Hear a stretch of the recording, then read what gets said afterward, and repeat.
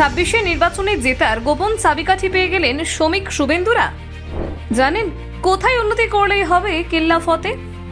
বিজেপির দুই নির্বাচনী পর্যবেক্ষকের সঙ্গে শমিক শুভেন্দুদের মিটিং শেষ হতেই সবকিছু জলের মতো পরিষ্কার হয়ে গেল বাংলার নেতাদের কাছে।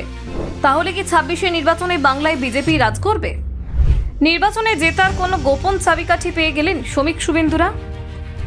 বাংলার মাটিতে কেন্দ্রীয় পর্যবেক্ষক টিম পা রাখতেই ঘটে গেল বিরাট কাণ্ড। ভূপেন্দ্র বিপ্লবের মিশন বাংলা শুরু। আর মিশন বাংলা শুরু হতেই তৃণমূলের কপালে চিন্তার ভাঁজ। নির্বাচনী কৌশলে জোর দিতে শুরু করেছে গেরুয়া শিবির। তৃণমূলকে তাহলে গেরুয়া শিবিরের থেকে নির্বাচনের জোরে অনেকটাই পিছিয়ে, নাকি গোপনে তৃণমূলও অনেক দূর এগিয়ে গেছে? বঙ্গের ভোট মাঠে কেন্দ্রের চোখ ঠিক কিসের ইঙ্গিত দিচ্ছে? কেন 7 মাস আগে থেকেই ঝাঁপিয়ে পড়ল বিজেপি? কেনই বা এখন থেকে শুরু বুথ থেকে ভোটের অঙ্ক কষা? ভোটের সমীকরণে গেরুয়া শিবিরের রদবদলের সুর তৃণমূলের জন্য কি তবে অশনি সংকেত? দেখুন, রাজ্যে বিধানসভা নির্বাচনের আর মাত্র 7 মাস বাকি। সেই লক্ষ্যে ইতিমধ্যে পূর্ণ দমে প্রস্তুতি শুরু করেছে বিজেপি। বিজয়া দশমীর পরপরই গেরুয়া শিবিরের নির্বাচনী কর্মসূচি গতি পেয়েছে। এদিন কলকাতায় এসে বিজেপির দুই নির্বাচনী পর্যবেক্ষক ভূপেন্দ্র যাদব ও সহকারী পর্যবেক্ষক বিপ্লব কুমার দেব একাধিক বৈঠক করেন রাজ্য নেতৃত্বের সঙ্গে।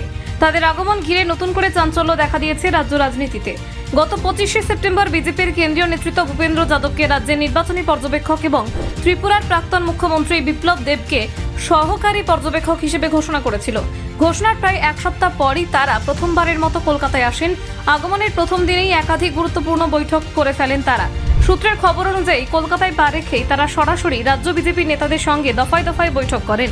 উপস্থিত ছিলেন রাজ্য সভাপতি শমিক ভট্টাচার্য, কেন্দ্রীয় পর্যবেক্ষক সুনীল বানসাল, প্রাক্তন সভাপতি সুকান্ত মজুমদার এবং বিধানসভার বিরোধী দলনেতা সুভেন্দু অধিকারী। তাদের সঙ্গে ছিলেন সংগঠনের অন্যান্য মুখ্য নেতারা, যেমন অমিতাভ চক্রবর্তী, অমিত মালব্য ও সতীশ ধান্দ্রা।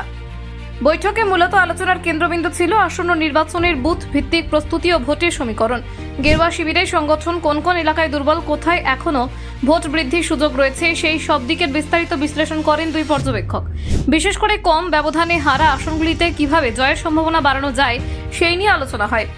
বিজেপি রাজ্য কমিটির গঠনের বিষয়টিও বৈঠকের আলোচনায় উঠে আসে। দলীয় সাংগঠনিক রদবদল এবং দায়িত্ব বন্টনের মাধ্যমে কতটা নির্বাচনী লাভ অর্জন করা সম্ভব সেই হিসেব কষা হয়। কারণ দলীয় নেতৃত্ব বুঝতে পারছেন অভ্যন্তরীণ অসন্তোষ নির্বাচনী ফলাফলে প্রভাব ফেলতে পারে। রাজনৈতিক বিশ্লেষকরা বলছেন, বিজেপিতে দায়িত্ব পাওয়া না পাওয়া নিয়ে প্রায়শই ক্ষোভ, রাগ, অভিমান তৈরি হয়। সেই আবহে কমিটি গঠনের ফলে দলের ভিতরে নতুন সমীকরণ তৈরি হতে পারে। নির্বাচনের আগে এই সমীকরণ কতটা কার্যকর হবে সেটাই এখন বড় প্রশ্ন। বৈঠকে ভূপেন্দ্র যাদব ও বিপ্লব দেব স্পষ্ট বার্তা দেন, সংগঠনের অভ্যন্তরীণ বিভাজন দূর না করলে নির্বাচনে কাঙ্ক্ষিত ফল পাওয়া সম্ভব নয়।